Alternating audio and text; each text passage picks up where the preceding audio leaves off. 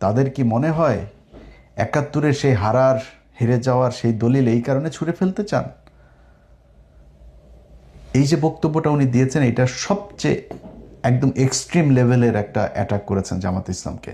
কিন্তু এই অ্যাটাকটা তো উনি জামাত ইসলামকে করেন নাই। আপনারা এই বক্তব্যটা সবাই শুনেছেন খালেদা জিয়ার, যে খালেদা জিয়া বলে গিয়েছিলেন যে যদি ক্ষমতায় আসেন তাহলে তিনি এই সংবিধান ছুঁড়ে ফেলবেন। এই সংবিধান হলো আওয়ামী লীগের একটি ইশতেহার। এই সংবিধানকে সেই দিন জনগণের সরকার আসবে সেই দিন এই সংবিধানকে ছুঁড়ে ফেলে দেওয়া হবে।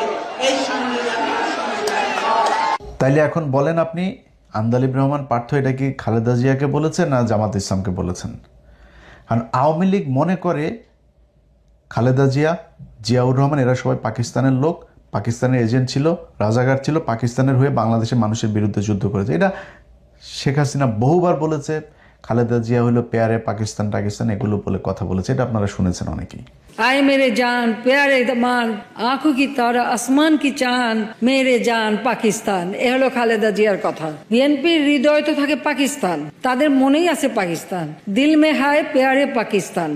এইসব কারণেই এই যে পাকিস্তানের পন্থী এগুলো বলার কারণে কিন্তু আজকে পর্যন্ত এই মুক্তিযুদ্ধের বিষয় নিয়ে খালেদা জিয়া এবং হাসিনা এই যে জুলাইয়ের যে আন্দোলন হইল, 15 বছরের যে স্বৈরশাসন, এগুলো সব কিন্তু এই মুক্তিযুদ্ধের এগুলোকে কেন্দ্র করে।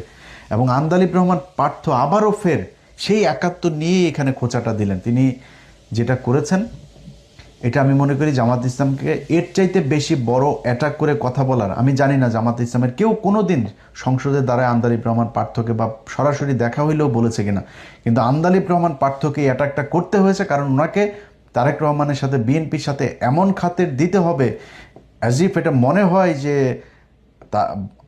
আন্দালিব রহমান পার্থ মানে বিএনপির বিশাল বড় একজন শুভাকাঙ্ক্ষী, এই কারণে তারা তেলবাজি করে ওইখানে যাইতে হবে।